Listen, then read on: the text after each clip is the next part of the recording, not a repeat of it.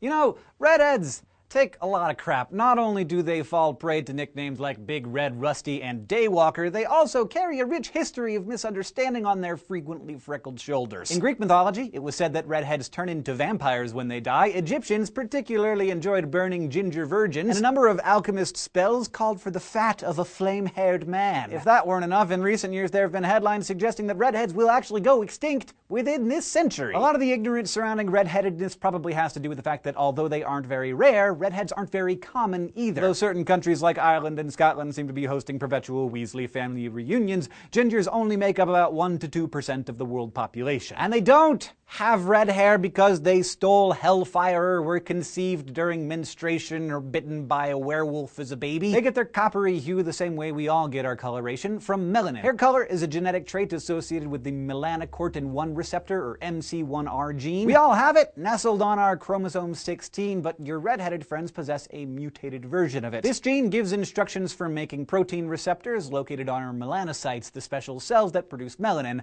Melanin is what gives our eyes, hair, and skin their distinct hue, and it comes in 2 varieties, eumelanin and pheomelanin. A person producing mostly eumelanin will have darker hair and skin that tans easily and is better protected from the sun's UV radiation. But if you're brewing mostly pheomelanin, you're gonna have reddish or blonde hair, fair skin that burns easily because it's not naturally protected from the sun. That's why fair folk have an increased risk of skin cancer. It's that MC1R gene that dictates what kind of melanin you get. If the gene is activated, you'll end up with more eumelanin and will be darker complected. If those receptors don't trigger, your cells pump out the fair pheomelanin. We're not exactly sure just how far back the trait goes, but scientists recently extracted a version of the ginger gene from the remains of 2 Neanderthals, indicating that at least some of them were redheads. However, the gene was a variant, not the one present in modern humans, indicating the mutation evolved independently from human redheadedness in an example of convergent evolution. Now you may be wondering why both humans and Neanderthal genes would perpetuate a skin type so prone to sunburns. Well,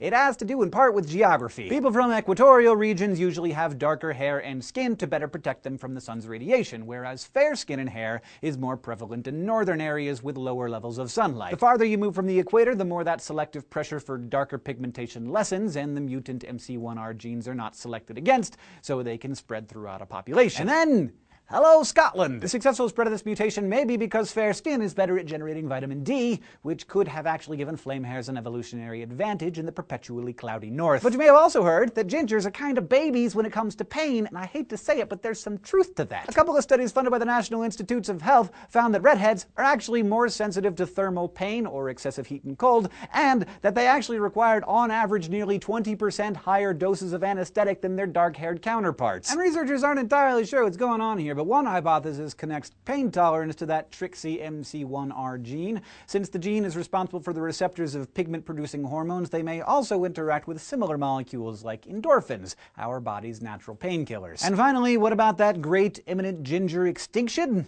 That, I can tell you, is bogus. Yes, the mutation is a recessive trait, meaning that both parents have to carry the allele or gene variant for it to produce a red-haired offspring. But that still means that even if, say, 4% of the population actually has red hair, perhaps 30% still carry that gene, keeping the potential for ginger generations alive, and not just in the UK. So rest assured, gingers are going to be passing along their genes and supporting the sunscreen industry for a very long time. Thank you for watching this SciShow Dose, and a big thanks to our subscribers on Subbable, without whom you would not be watching this. Would you like us to tweet you a picture from our beautiful studio, or add your custom message to our doobly-doo? To learn more about these and other exclusive perks, go to Subbable.com. And if you have an idea you'd like us to cover, or a question or comment, leave it for us in the comments below, and don't forget to follow us on Facebook and Twitter, and go to youtube.com/scishow and subscribe.